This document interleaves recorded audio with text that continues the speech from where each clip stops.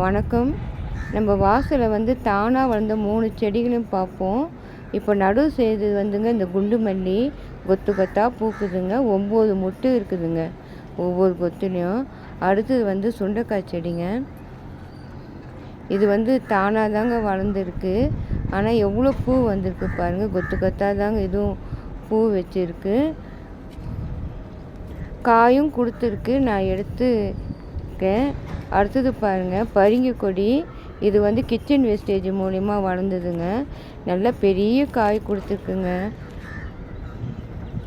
அடுத்த கொடியை பாருங்கள் பாகற்காய்.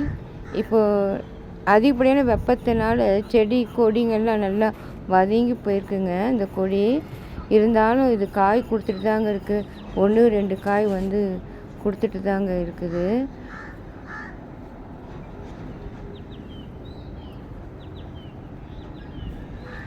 இந்த பரிங்கிக்காய் இன்னொரு காயும் இருக்குங்க.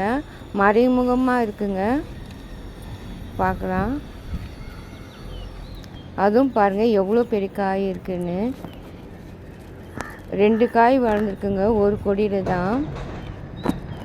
இந்த 2 காயில் வந்து ஒரு காய் நம்ம கட் பண்ணிடலாங்க.